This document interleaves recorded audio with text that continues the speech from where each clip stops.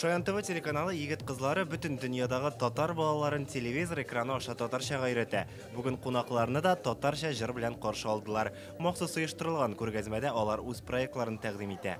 Монда республиканың дистәләгән матбугат чарасы иң уңышлы проектлары турында сөйләде. Татар телендә безнең аудитория интернетта 220 меңнән артып китә. ТНВ телеканалы тамашачы белән экран ашада социаль шелтәрләр ашада элемтәдә. Узган ел безнең каналның социаль шелтәрләрендә җыелган караулар, лайк һәм комментарийларны бергә кушсаң, 28 миллионнан артып китә. Матбугат өлкәсендәге яңалыклар һәм проблемалар турында утырышта сөйләшәләр. Пандемия башланганнан бирле дөрес расланган мәгълүматка ихтыяҗ артты диләр. Поток новостей настолько велик, что Мәгълүмат ташкыны шул кадәр зур, укучыга вакыйганың булуы мөһим түгел, аңа бу вакыйгага карата мөнәсәбәт кызыклы. Соңгы елларда журналистлардан проблемаларга үз карашы, мөнәсәбәте һәм фикере булган материалларны күбрәк көтәләр. Татарстанда хәзер 692 мәгълүмат чарасы бар. Бу өлкәдә 4 меңнән артык кеше эшли. Журналистларның эш шартларын яхшырту мөһим ди җитәкчеләр, чөнки аларга таләпләр дә арта. Бер журналист яза да, фотога да төшерә, видео да монтажлый. Журналистларның хезмәт хакын үстерергә кирәк. Алар менә регион буенча уртача зарплатадан кимрәк хәзер.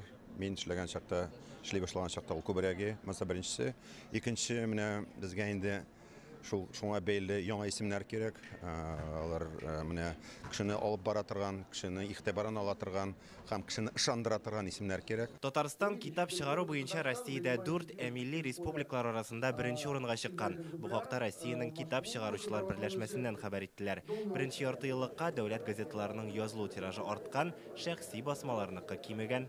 милли мәдәниятләр һәм традициялар елында 100 елдан артык тарихы булган милли журналистика турында да әйтеп узарга кирәк.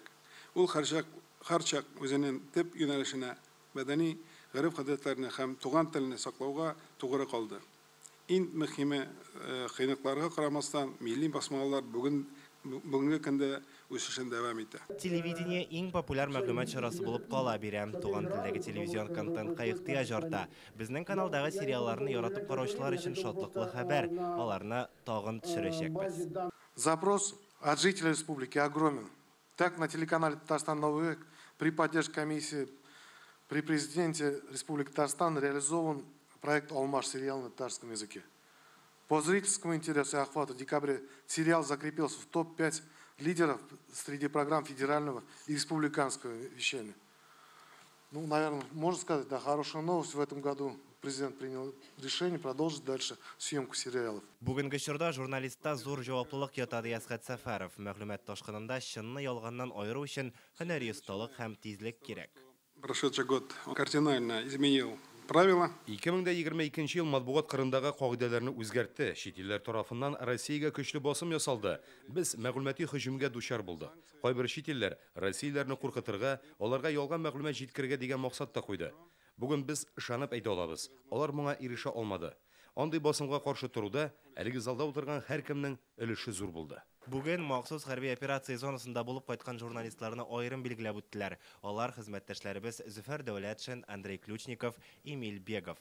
Егетләр Тимер һәм Алга батальоннары Лисичанск шәһәре турында репортаж әзерләгән иде. Бүген матбугат вәкилләренә Татарстан президентының рәхмәт хатларын да тапшырдылар. Аңа ТНВ генераль директорының беренче урынбасары Илшат Сафиуллин лаек. Илгиз Шәкүров, Игорь Романов, Вадим Илларионов. Яңа гасыр каналы.